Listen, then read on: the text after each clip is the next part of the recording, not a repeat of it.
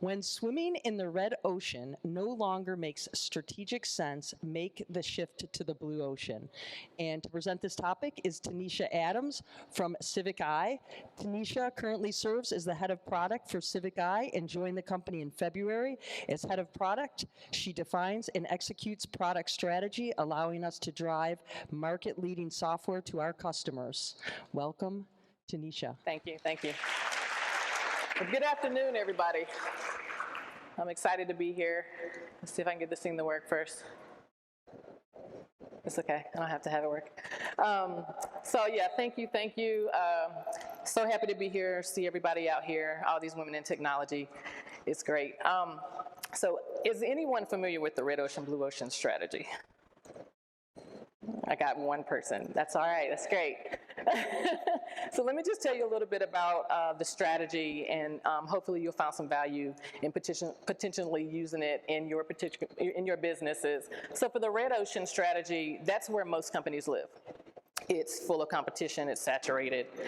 You find that a lot of times, if you're in sales at all, they're having to go out, they're having to make these value cost trade-offs. They're having to discount products and services to just get the deal done, right?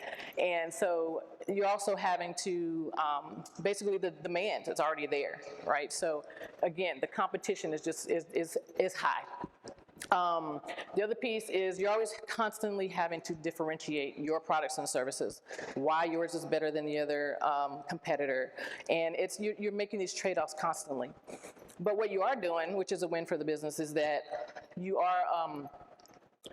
adding value to the company because you're getting the annual revenue up, you're growing your customer base, but again, competition is fierce. So why move to that blue ocean? Blue ocean is where you're actually creating your own space, you're creating a new service, you're creating a new product, you're creating new demands for what that thing is that you've identified that nobody else is doing in your particular industry.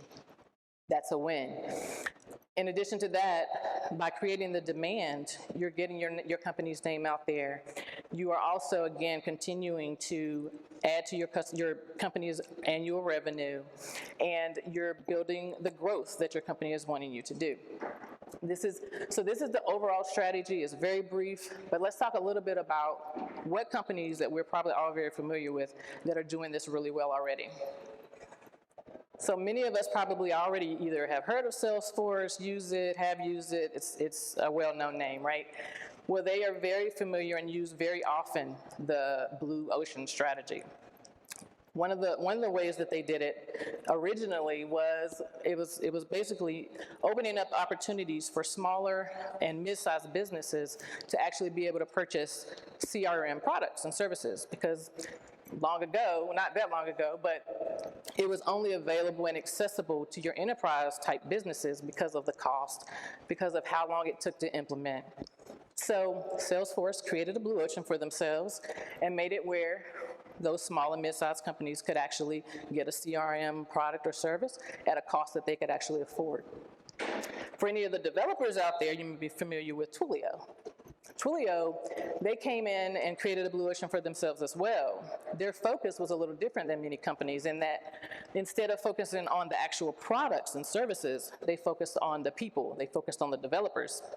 So for developers, instead of it taking them, weeks or months to create a prototype for a software, with Twilio, they can go and do it in hours, right? So that's a major time saver for developers. Every company has developers, and Twilio knew that and understood it. But what they also understood is that there weren't any other companies in their space that were focusing on the developers. Instead, other companies were focusing on the products and services. So Twilio has built a name for themselves, especially in the developing industry, where the developers have tool sets that make their jobs easier, make their lives, make them able to be able to see the processes, and they're able to see how their software is actually working much better. Now, Amazon, everybody's familiar with Amazon, right? My husband tells me that we got an Amazon package coming to our house every day, and he may not be wrong. But Amazon recently created a blue ocean for themselves. We got any sports fans in here? I'm a major sports fan. We're a sports family. And it just so happened that Thursday Night Football, we were looking for it. Couldn't find it. I don't know if anybody else had the same issue happen, but you can only get Thursday Night Football through Prime Video now, right? And so what did Amazon do? They identified non-customers. And they said, hey, how can we create a blue ocean for ourselves? They did it with Thursday Night Football. Now we can only get Thursday Night Football through Amazon, through Video Prime. And so what that means is they increase their subscription base just by identifying that, hey, we probably have a lot of people that want to see Thursday Night Football, but if we're the only place they can get it, they have to come and subscribe through us. So that's what they did. And it's a win. You know, they're adding revenue, subscriptions to their company. So the only thing they have to do is basically make sure that they're going to continue to keep those customers. How are they going to do that? They have to make sure the customers see the additional value beyond the football that they're watching on Thursday night, which in all likelihood, they're going to see that there's all kinds of movies, audio, video, all that kind of stuff, and they'll stick around. So again, that's good. So these three companies have done and mastered the art of the blue ocean, and they do it time and time again. So the blue ocean strategy is not something that you just do once. It's something that you continue to use in order to grow your businesses in a way that typically isn't done. And it's an absolute great way for you and your business to grow in a less competitive environment. So how do you do it? What do you need to do? Basically, you got to brainstorm. You have to figure out who are those non-customers, just like Salesforce did when they identified that they didn't have your small and mid-sized businesses, just like Amazon did when they realized that, hey, we need these Thursday Night Football customers. And once you do that, you get your buy-in from your leaders and from your stakeholders, and then you have to create a plan. The plan needs to make sure the plan includes those critical points. You're identifying your non-customers, and you execute on that plan. And you bring your team in, you make sure you work together, and you make sure that whatever the end goal is, you do it together.